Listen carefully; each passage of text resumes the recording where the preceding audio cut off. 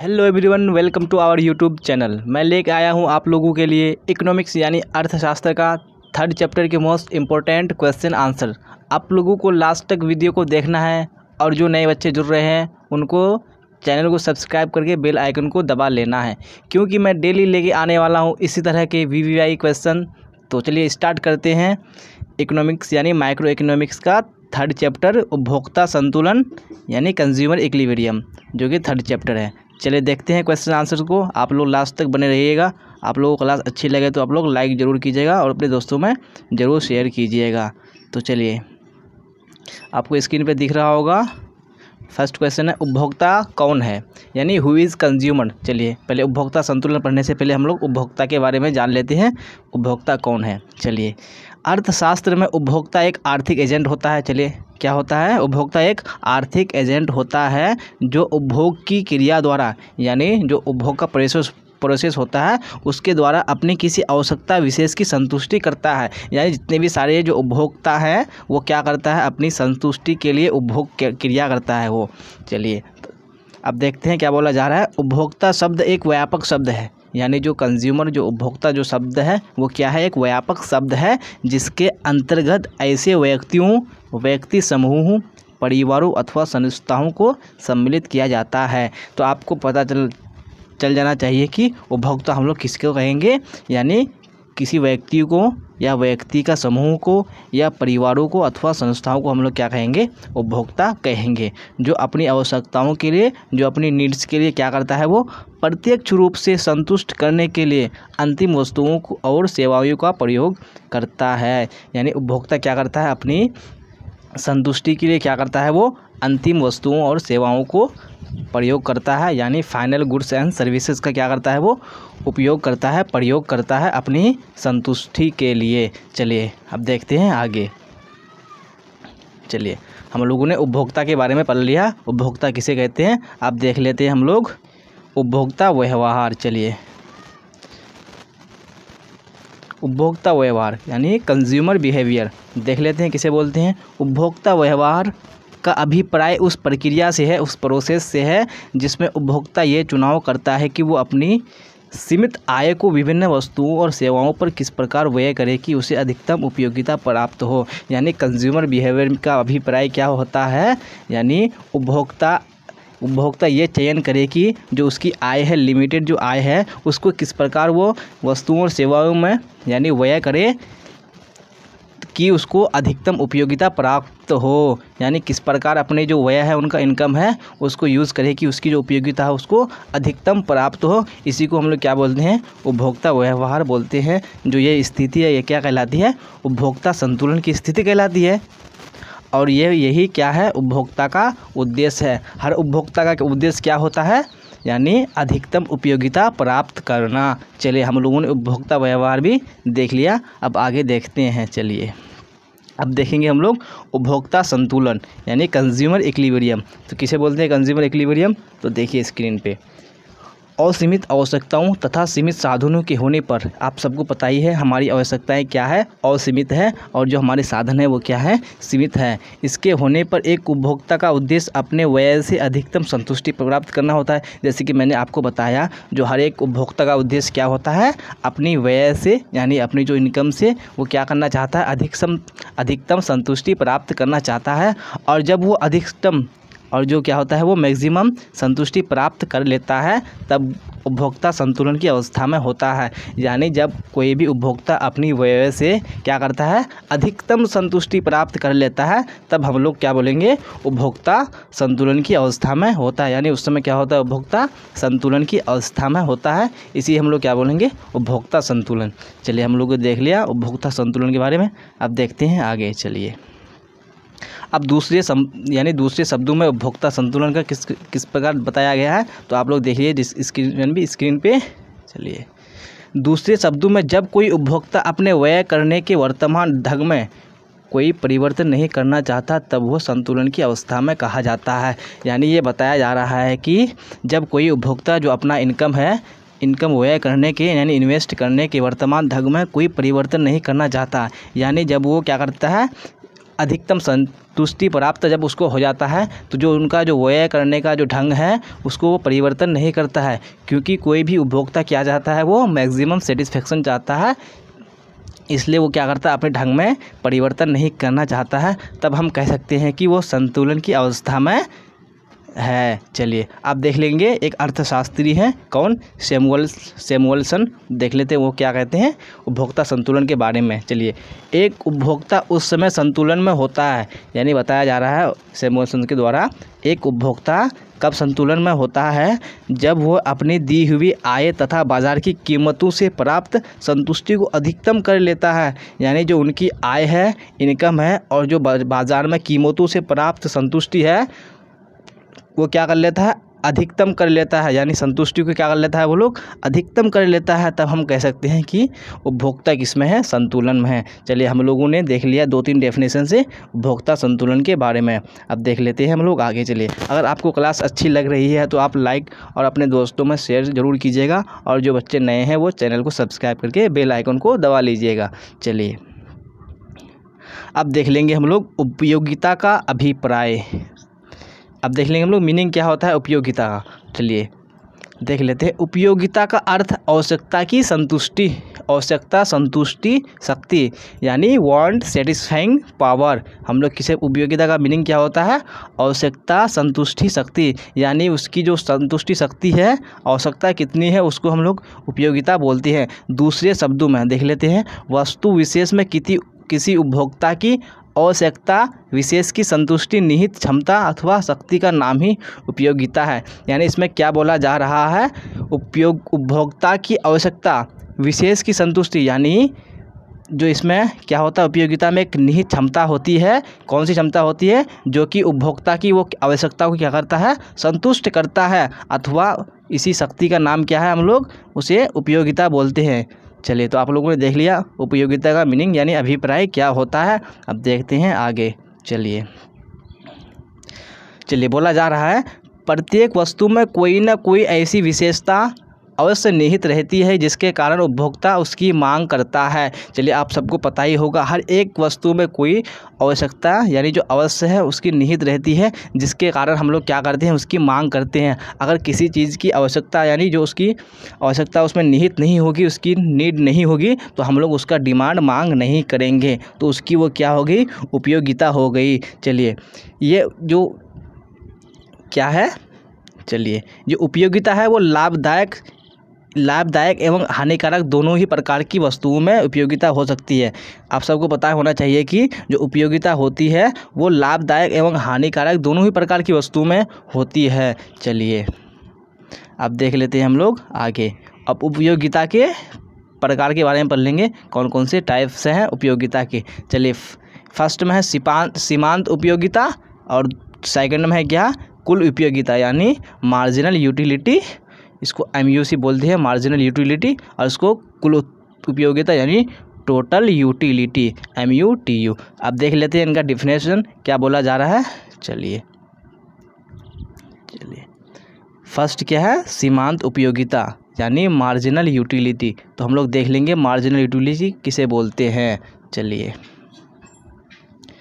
सीमांत शब्द का अर्थ है एक अतिरिक्त किसी वस्तु, यहाँ पे इसका सीमांत जो शब्द है उसका अर्थ क्या होता है, एक अतिरिक्त, यानी इसका मीनिंग क्या हो जाता है, एक अतिरिक्त। चलिए, किसी वस्तु की एक अतिरिक्त इकाई के उपभोग से जो अतिरिक्त उपयोगिता मिलती है उसे सीमांत उपयोगिता कहते हैं। यानी क्या बोला जा रहा है इसमें, अगर हम एक जनी वस्तु की क्या करेंगे, अतिरिक्त इकाई का क्या करेंगे, हम लोग उपभोग करेंगे, उसको कंज्यूम करेंगे, जो उससे जो अतिरिक्त इकाई से जो हमको उपयोगिता मिलेगी, हम लोग उसी को हम लोग क्या बोलेंगे, सीमांत उपयोगिता बोलेंगे। चलिए नेक्स्ट डेफिनेशन से हम लोग इसको क्लियर कर देते हैं। चलिए, दूसरे शब्दों में क्या बोला जा रहा है, एक अतिरिक्त इकाई के उपयोग से कुल उपयोगिता में जो वृद्धि होती है। ये सिंपल डेफिनेशन है तो आपको जल्दी समझ में आ जाएगा। यानी एक अतिरिक्त इकाई का अगर हम लोग क्या करेंगे, उसको उपभोग करेंगे, तो उसके यानी जो कुल उपयोगिता में क्या होगी, जो वृद्धि होगी, उसी को हम लोग क्या बोलेंगे, उसी इकाई की हम लोग क्या बोलेंगे, सीमांत उपयोगिता बोलेंगे। तो चलिए, हम लोगों ने सीमांत उपयोगिता का समझ लिया क्या होता है सीमांत उपयोगिता। अब देख लेंगे हम लोग कुल उपयोगिता किसे बोलते हैं। चलिए, कुल उपयोगिता किसे बोलते हैं, आपको स्क्रीन पे दिख रहा होगा। चलिए, यानी कुल उपयोगिता टोटल यूटिलिटी, उपभोग की सभी इकाइयों के उपभोग से उपभोक्ता को जो उपयोगिता प्राप्त होती है, यानी उपभोग की जितनी भी सारी यूनिट्स हैं, इकाइयां हैं, उसके उपभोग से उपभोक्ता को जो क्या होता है, उपयोगिता प्राप्त होता है, जो यूटिलिटी उसको मिलता है, उसे ही हम लोग क्या बोलते हैं, कुल उपयोगिता बोलते हैं या टोटल यूटिलिटी बोलते हैं। चलिए, अब यहाँ पे क्या बोला जा रहा है, कुल उपयोगिता उपभोग की विभिन्न इकाइयों से प्राप्त सीमांत उपयोगिताओं का योग होता है। यानी क्या बोला जा रहा है, मैंने सीमांत उपयोगिता आपको बता दिया, यानी जो अतिरिक्त इकाई के उपभोग से जो हमें उपयोगिता प्राप्त होती है, हम लोग उसी को हम लोग सीमांत उपयोगिता बोलते हैं। और यहाँ क्या बोला जा रहा है, कुल उपयोगिता उपभोग की विभिन्न इकाइयों से प्राप्त, यानी उपभोग की जो प्रत्येक इकाई से जो हमें सीमांत उपयोगिता प्राप्त होता है, उनका योग क्या कहलाता है, टोटल यूटिलिटी कहलाता है। यहाँ पे देख लेते हैं, जो कुल उपयोगिता होता है, योग किसका योग होता है, वो सीमांत उपयोगिताओं का योग होता है। चलिए, आप सबको याद रखना है, यानी हम लोग क्या बोलते हैं, TU = समेसन MU, यानी यहाँ पे समेसन का मतलब होता है जोड़, यानी टोटल उपयोगिता यानी टोटल यूटिलिटी किसके बराबर होता है, मार्जिनल यूटिलिटी के सम के बराबर होता है। चलिए, अब देख लेते हैं अगला। यहाँ पे अगले में क्या बोला जा रहा है, ह्रासमान या घटती सीमांत उपयोगिता नियम, यानी इसको इंग्लिश में क्या बोलते हैं हम लोग, law of diminishing marginal utility. इसमें क्या बोला जा रहा है, सीमांत उपयोगिता ह्रास नियम, यानी जो सीमांत उपयोगिता ह्रास नियम है, यानी law of diminishing marginal utility है, जिसे आवश्यकता संतुष्टि का नियम भी बोला जाता है। यानी किसको, घटती सीमांत उपयोगिता नियम को हम लोग संतुष्टि का नियम भी बोलते हैं, यानी लॉ ऑफ सेटिस्फाई कहते हैं। उपभोग का एक महत्वपूर्ण नियम है, यानी जो ये क्या है, उपभोग का एक बहुत ही महत्वपूर्ण नियम है, तो हम लोग जानेंगे इसके बारे में। दैनिक जीवन के अनुभवों और आधारित, यानी अनुभवों पर आधारित होने के कारण यह नियम सर्वमान्य एवं सार्वभौमिक है। यानी क्या है, एक बहुत ही महत्वपूर्ण है, यूनिवर्सल नियम है। तो देख लेते हैं इसका डेफिनेशन, अब क्या बोला जा रहा है, क्या है इसका मीनिंग। चलिए, आप देखिए स्क्रीन पे आपको दिख रहा होगा। चलिए,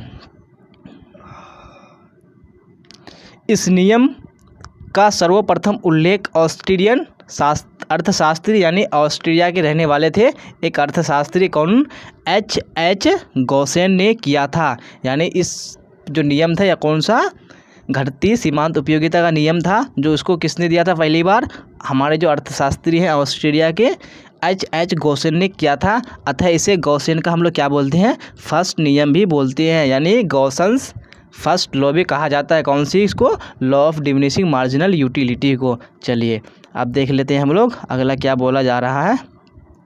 घटती सीमांत उपयोगिता के नियम के अनुसार जब किसी वस्तु की मानक इकाइयों का लगातार अधिक से अधिक उपभोग किया जाता है, तब प्रत्येक अतिरिक्त इकाई से प्राप्त होने वाली सीमांत उपयोगिता घटती जाती है। वास्तव में ऐसा सभी वस्तुओं तथा सेवाओं के संबंध में होता है, तभी तो इसे संतुष्टि का आधारभूत एवं सार्वभौमिक नियम भी कहा जाता है। तो आपने यहाँ देख लिया डेफिनेशन में, तो मैं आपको समझा देता हूँ आसान शब्दों में। इसमें क्या बोला जा रहा है, मैं आपको एक उदाहरण से समझा देता हूँ।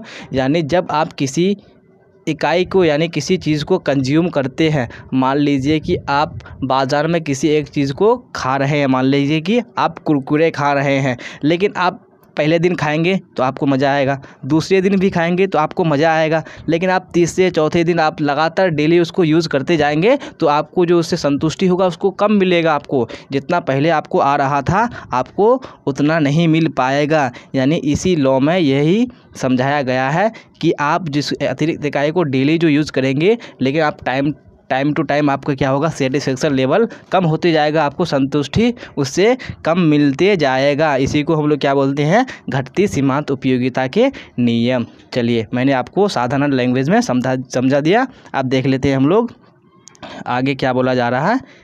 उदासीनता वक्र, यानी इंडिफरेंस कर्व। चलिए, आपको इंग्लिश भी ध्यान में रखने हैं। चलिए, यह दो वस्तुओं के ऐसे विभिन्न संयोगों का बिंदु पथ होता है जो उपभोक्ता को समान संतुष्टि देते हैं। यानी ये जो इंडिफरेंस कर्व है, यानी उदासीनता वक्र है, ये किसको शो करता है, यानी कंज्यूमर इक्विलिब्रियम को शो करता है। यानी उपभोक्ता यानी जब उपभोक्ता के समान संतुष्टि को क्या करता है, वो बिंदु पथ करता है, यानी इंडिकेट करता है। वो क्या, ऐसे विभिन्न संयोगों को विभिन्न यानी बिंदु पथ होता है जो उपभोक्ता को समान संतुष्टि देता है, यानी उसको क्या करता है, वो इक्वल सेटिस्फाई देता है।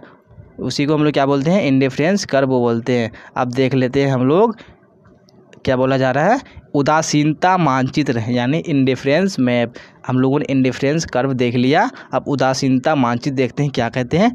एक उपभोक्ता को यानी एक उपभोक्ता के संतुष्टि के विभिन्न स्तरों को दर्शाने वाले उदासीनता वक्रों का समूह उदासीनता मानचित्र कहलाता है। यानी जो मानचित्र, जो मैप उदासीनता वक्रों को क्या करता है, वो दर्शाता है, किसमें, मैप में। उसी को हम लोग क्या बोलते हैं, उदासीनता मानचित्र बोलते हैं। चलिए, ये किसको दर्शाता है, यानी इंडिफरेंस कर्व, जितने भी इंडिफरेंस कर्व है उसका जो समूह होता है उसको क्या करता है, वो दर्शाता है। उसी को हम लोग क्या बोलेंगे, उदासीनता मानचित्र बोलेंगे। चलिए अब देख लेते हैं अगला क्या बोला जा रहा है, सीमांत प्रतिस्थापन दर यानी मार्जिनल रेट ऑफ सब्स्टिट्यूशन। यहाँ पे क्या बोला जा रहा है, किसी वस्तु की एक अतिरिक्त इकाई प्राप्त करने के लिए उपभोक्ता दूसरी वस्तु की जितनी इकाइयों को छोड़ता है उसे सीमांत प्रतिस्थापन दर कहते हैं। यानी जब हम क्या करते हैं, किसी अतिरिक्त इकाई को खरीदने के लिए,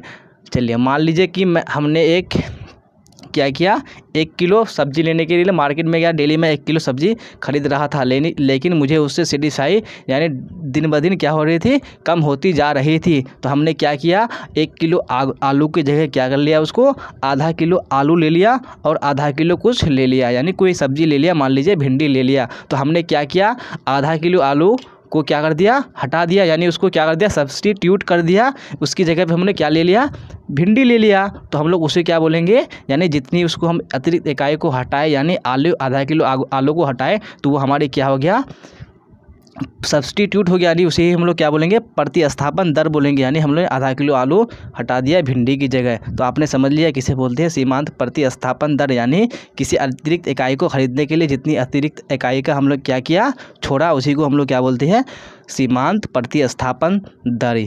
तो चलिए हम लोगों ने यानी जितने भी क्वेश्चन थे, मोस्ट इंपॉर्टेंट क्वेश्चन सारे हम लोगों ने कवर कर लिए सब्जेक्टिव। तो अब मैं लेके आने वाला हूँ, यानी जो नेक्स्ट क्लास होगी मैं उसमें आपको इसी चैप्टर से रिलेटेड जितने भी यानी जो MCQ होंगे यानी मल्टीपल चॉइस क्वेश्चन होंगे वो लेके आएंगे। तो आपको अगर वीडियो अच्छी लगी होगी तो आप लाइक कीजिएगा, दोस्तों में ज़रूर शेयर कीजिएगा। अगर आप नए हैं तो चैनल को ज़रूर सब्सक्राइब कीजिएगा। और मैं आपको यानी नेक्स्ट क्लास में लेके आने वाला हूँ ऑब्जेक्टिव टाइप क्वेश्चन इसी से रिलेटेड। चलिए तो फिर मिलेंगे हम लोग नेक्स्ट क्लास में, तब यहाँ तक बने रहने के लिए आप सबका धन्यवाद। चलिए till then bye bye, tata, see you on the next video.